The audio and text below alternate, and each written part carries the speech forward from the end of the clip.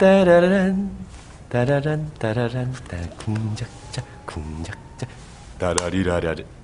사쿠라네? 사쿠라야? 내가 봤어.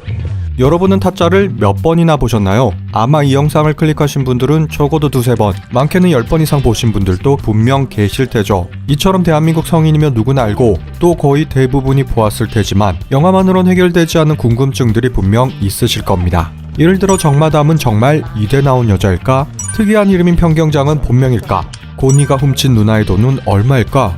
아기는 과연 악랄한 악당일까? 고강렬과 고니는 진정한 짝패일까? 고니와 하라는 어떻게 되었을까? 등등 영화에 숨어있는 디테일들, 원작과 비교해 무엇이 같고 무엇이 다른지 타짜 캐릭터 심층 분석을 시작해보겠습니다. 술이나 한 잔. 술이나 한 잔. 타짜의 원작은 최고의 만화 스토리 작가 김세영과 한국 만화계의 대부로 불리는 허영만의 공동작품으로 1999년부터 2003년까지 스포츠조선에 연재된 총 4부작 장편 극화죠. 그중 1편이 지리산 작두, 고니를 주인공으로 한 타짜로 2006년 개봉해 그의 총 관객수 568만을 기록하며 만화 원작 영화 중 최고의 기록을 세웁니다. 여담으로 8년 후 2014년 개봉한 내부자들이 700만을 넘으며 그 기록을 깨는데 이때의 주연이 이병헌과 더불어 고니 조승우와 평경장 백윤식이었다는 점이 재미있는 부분이죠. 다시 본론으로 돌아와 영화를 맡은 최동원 감독에 대해 간단히 알아보자면 범죄의 재구성으로 대비해 타짜, 전우치, 그리고 약 1300만 메가히트를 연속으로 기록한 도둑들과 암살까지 범죄물에 특화된 대한민국 탑클래스 흥행 감독입니다. 그런데 연출을 맡은 최동원 감독은 원작의 1960년대 배경을 1990년대로 바꾸죠. 그럼 왜 하필 1990년대일까요? 아니 왜? 좀 봐줘서. 90년대 대한민국은 급격한 성장을 이루지만 작중 언급된 성수대교나 상품백화점 붕괴 사고처럼 다리가 무너졌어요? 그 성장통 역시 극심한데 이는 타짜로 성공한 고니가 큰돈을 벌지만 반대로 다양한 갈등을 빚는 모습과 일맥상통하죠. 내가 인생에 파도가 좀 많아. 아이고 똥 싸고 있네 이제. 그럼 이런 영상은 또 다른 명작 친구나 범죄와의 전쟁에서도 잘 드러나는데 그 시절 어수선한 시대 모습은 범죄 스릴러에 특화된 분위기를 자아냈고 타짜의 도박장 분위기도 이에 딱 들어맞은 것입니다. 그리고 감독의 연출 방식 중 가장 두드러진 특징은 메인 주연뿐 아니라 여러 개성 강한 캐릭터들을 등장시킨다는 것으로 묻고 더블로 가. 도둑들에선 10여 명의 메인 주연급 캐릭터가 등장하지만 누구 하나 묻히지 않는 독특한 전개를 보여주는데 타짜도 마찬가지 고니만의 원톱이 아닌 정마담, 평경장, 아기, 짝기, 고강렬 등등등 주인공 못지않은 매력적인 인물에 거기에 과거와 현재가 뒤섞인 교차 편집으로 뒤죽박죽 많은 이야기들을 담아냈지만 어색하거나 복잡하지 않았죠. 거기다 인물마다 상당히 많은 대사량을 보이며 또 국문과 출신다운 감칠맛 나는 화법으로 내가 화투가 나인 모라일체의 경지, 응? 이루 다 열거하기 힘든 주옥 같은 명대사들을 쏟아냈고 따라서 주인공 고니보다 최근 곽초령의 인기처럼 오히려 주변 인물들이 더 많이 회자되기도 했습니다. 자, 그럼 이제 그 캐릭터들을 자세히 들여다보죠. 마포대교는 무너졌냐 이 새끼야? 예, 아닙니다. 마포대교로 돌아가겠습니다. 첫 번째 캐릭터 정마담은 원작에서도 고니의 조력자로 나오고 실제 관계를 맺긴 하지만 남편이 있는 유부녀였기에 연인 사이로 발전하진 않았으며 또 평경장을 죽인 것은 정마담의 남편이긴 해도 직접적인 관련은 없었습니다. 그러나 영화로 넘어오며 중심인물로 부각되는데 최동원 감독은 김혜수의 미모와 분위기가 딱 정마담이 가져야 할 이상적인 모습이라 생각해 설정을 크게 바꾸었다 하죠. 즉 김혜수에 대한 감독의 이미지가 정마담에게 투영된 것, 그리고 김혜수를 캐스팅하기 위해 분량을 늘리고 나레이션을 도입한 것이 신의 한 수로 화투. 말이 참 예뻐요. 꽃을 가지고 하는 싸움. 설문 결과에서도 알 수 있듯 가장 매력적인 인물이 되었습니다. 그럼 여기서 궁금했던 질문, 정마담은 실제 이대 나온 여자일까요? 나 이대 나온 여자야. 내가 어떻게 이대 들어가? 사실 애드립처럼 툭 튀어나온 듯한 이 대사는 감독이 처음부터 의도한 것으로 인간의 허영심을 잘 드러낸 센스 있는 대사였죠. 그리고 결론부터 말하면 이대를 나오지는 않고 들어가긴 했다는 설정입니다. 사실 촬영을 하던 당시 김혜수는 세속적인 욕망을 가진 정마담이 거짓말을 하는 것이라 해석하고 연기했지만 개봉 후 감독에게 물었을 때 그가 답하길 이대를 들어가긴 했지만 졸업을 했는지는 알 수 없다 라고 하였죠. 즉 영화상에 담겨진 배우의 해석은 구라, 감독의 설정은 반쪽짜리 진실로 이대를 나온 게 아니라 이대를 들어갔던 여자였습니다. 그럼 왜 명문대를 들어가 놓고도 졸업하지 못했던 것일까요? 이 부분은 평경장을 왜 살인교사했을까와 맞물려 있는데 영화상에서는 단순히 이렇게 말하죠. 내가 그 인간 때문에 이 길로 들었어. 이처럼 감독이 자세한 설명을 생략한 이유는 관객들로 하여금 추측하는 재미를 주기 위함이라 밝혔고 극중 그 단서가 될 만한 것들이 몇 가지 스쳐 지나갑니다.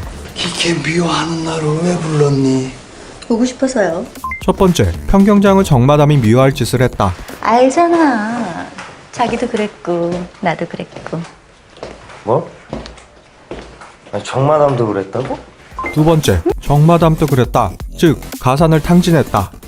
평경장이랑 잤지. 어? 귀여운 남자들. 세 번째, 아니라고 부정하지 않는다. 어쩌면 정을 주었다. 이 세 가지로 가능한 추측은 극중 호구를 꼬시기 위해 연기한 예림이처럼 정마담은 젊은 시절엔 순수한 마음을 지녔으나 평경장에게 작업을 당하며 도박 세계에 빠져든 후 가산을 탕진한 것이죠. 나아가 평경장을 믿고 어쩌면 사랑했기에 그 배신감은 돈을 잃은 것보다 자신을 나락으로 떨어뜨린 것보다 더 컸을지 모릅니다. 그런데 원수의 제자인 고니를 왜 사랑한 것일까요? 그때 고니에 대한 내 감정이 뭔지 알았어요. 저 남자 가지고 싶다. 고니 역시 자신과 똑같이 작업을 당하고 도박 세계에 발을 들였다는 동질감, 즉 연민이었을 겁니다. 그리고 아직까지 때묻지 않은 순수함, 이미 도박판의 영혼까지 팔아버린 정마담은 그 순수함을 부러워했고 고니를 통해 되찾고 싶었을 테죠. 또한 평경장이에서 얻지 못한 사랑을 대신 고니에게 받고 싶은 보상 심리라 할 수도 있습니다. 하지만 끝내 사랑도 잃고 돈도 잃고 한때는 순수했던 마음도 잃으며 비참한 결말을 맺는 것도 정마담이죠.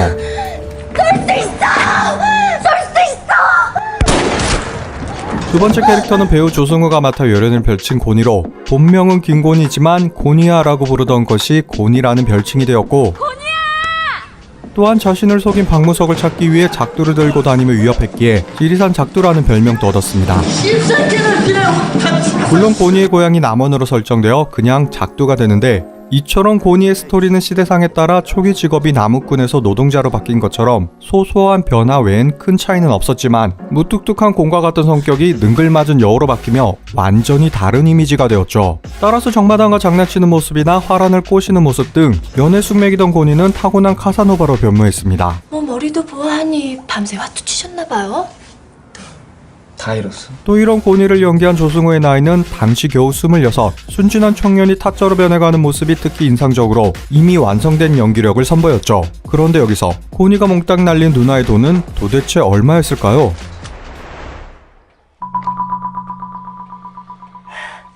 극중 정확한 금액은 나오지 않고 원작에서는 50만원, 1960년대 50만원이면 집도 살 수 있는 큰 금액으로 현재 가치로 따지기는 좀 어렵지만 대략 1억에서 3억 사이의 금액으로 보입니다. 아이, 2억도 안 되는 푼돈에 무슨 도끼가 있겠습니까? 그리고 고니는 화랑과 어떤 결말을 맺게 될까요? 이를 위해선 고강렬의 스토리도 함께 보아야죠. 난 한담 하는 사람이야. 이거 뭐 지금도 하고 있잖아.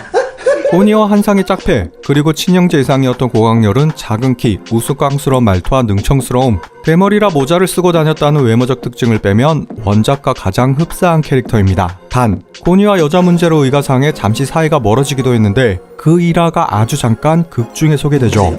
두 여자가 있었는데 제가 한 여자를 내가 찜을 한 거예요. 예? 먼저 딱 이러는데 쥐하고 눈 맞췄다가 확 가져가 버리. 우라통이 아이고 나쁜 놈이 나쁜. 아예 여자 문제에서. 이때 뺏어간 여자가 바로 유아란. 이름 뭐예요? 하란이요. 하란이 몇 살?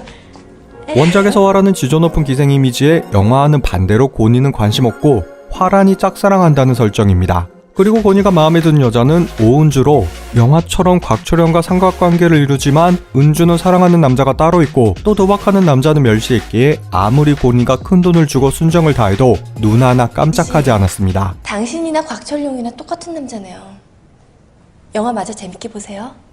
결국 계속된 태짜에 상심한 고니는 홧김에 반강제로 화란과 관계를 가지는데 처음부터 화란에게 일편단심이었던 고강렬은 이를 알고 크게 화가 나게 되고 한동안 고니를 멀리하죠. 문제는 단 한 번의 관계였지만 화란이 고니의 아이를 낳게 된 것. 그래도 고강렬은 끈질긴 고의 끝에 화란의 마음을 얻고 결혼을 승낙받는데 그 직후 아기와 도박을 하다 손목이 아니라 사고로 목숨을 잃습니다. 따라서 고니는 아기를 찾아 복수하게 되고 이후 은주의 마음을 얻고 결혼할 수 있었지만 뒤늦게 화란이 자신의 아이를 낳았다는 사실을 알고 난 후 사랑은 아니어도 평생 의리를 지키며 살겠다고 말하며 결혼합니다.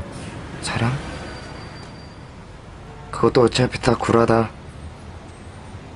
내가 너한테 다시 돌아갈 수 있다면, 다시 돌아간다면 그때 너한테 의리 꼭 지킬게. 그러니까 영화에선 원작의 화랑과 은주를 적절히 섞어 90년대 스타일로 그려낸 것이었죠. 그럼 다음으로 무라일체의 경지 평경장과 구라치다 귀가 잘린 짝귀를 알아보죠. 화투는 슬픈 드라마야. 아예 모르는 게 약이지. 아는 게 힘이잖아요. 에? 새끼 말은 국회의원이네. 평경장은 밑바닥을 찍은 하류 인생 고니에게 있어 한 줄기 빛과 같았던 존재. 따지고 보면 아무 이득도 없는, 아니 이득이 아니라 고니를 구하기 위해 쇠사슬의 빚을 탕감해 준 것이며, 쇠사슬! 예. 너 나한테 빚이 얼마니? 624만 원 정도 됩니다. 먹여주고 재워주고 기술을 가르쳐주기까지 아낌없이 퍼주었습니다. 그런데 왜 평경장은 고니를 돕고 제자로 받아준 것일까요? 정말 아무 이유 없이 도와준 것일까요? 모르는 놈한테 왜 그러세요? 모르겠네. 몰라. 잘 알지. 갈 때까지 간 놈.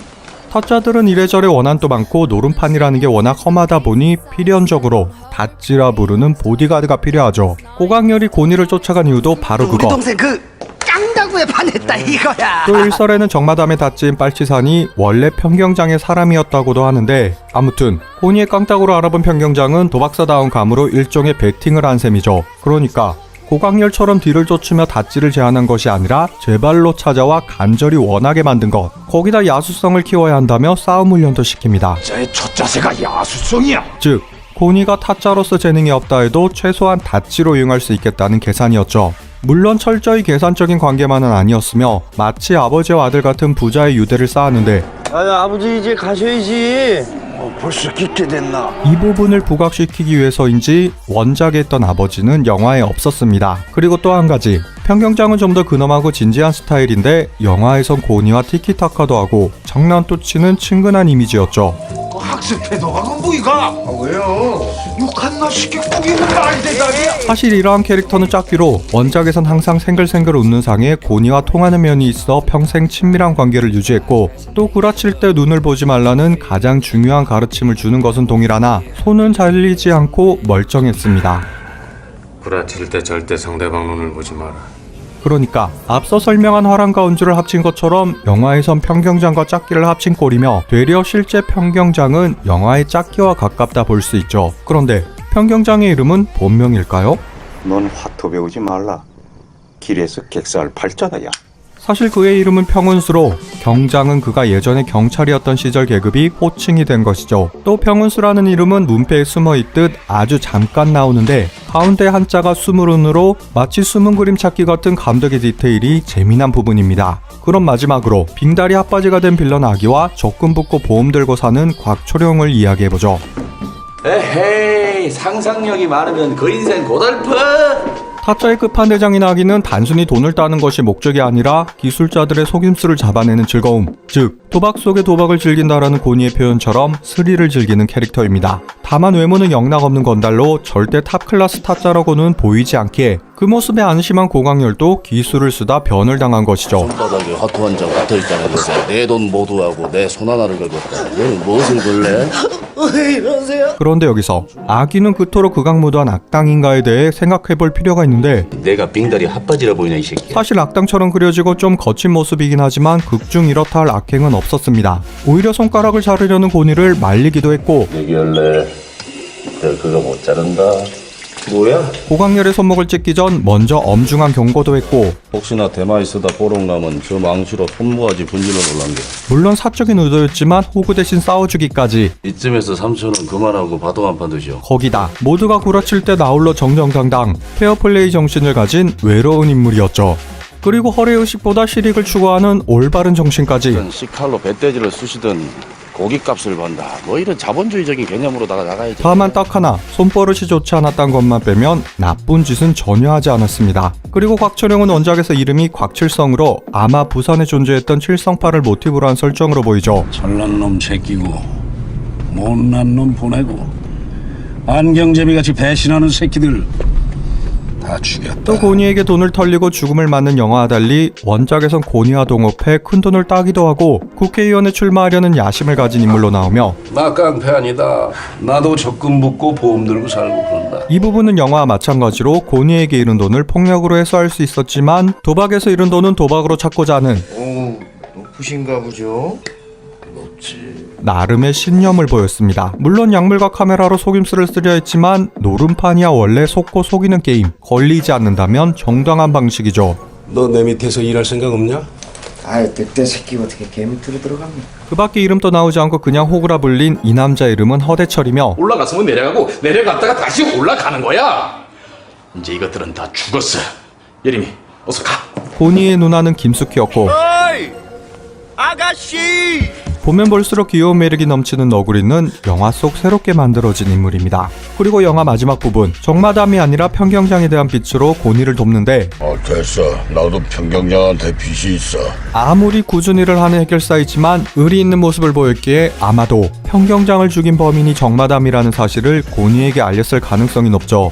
그런데도 고니가 모른 척했던 이유는 고강렬을 구하고 정마담이 범인이 맞는지 직접 알아볼 의도였을 겁니다. 그리고 마지막엔 정마담 역시 모든 원한을 잊고 고니를 도와주기에 평경장의 마지막 원칙과 같은 결말을 맺죠. 마지막 원칙. 이 바닥엔 영원한 친구도 원수도 없어. 이상 타짜에 대한 심층 분석이었으며 여기까지 머프무비였습니다. 오늘도 행복하시고요.